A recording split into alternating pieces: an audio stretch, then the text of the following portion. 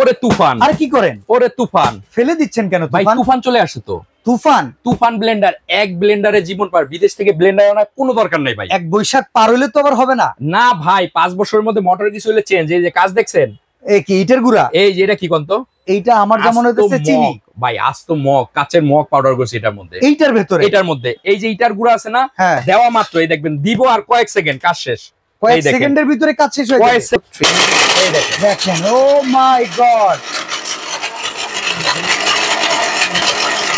Toofan is back. Toofan is back. Toofan is back ভাই। ওহো, এই দেখেন কাজ শেষ।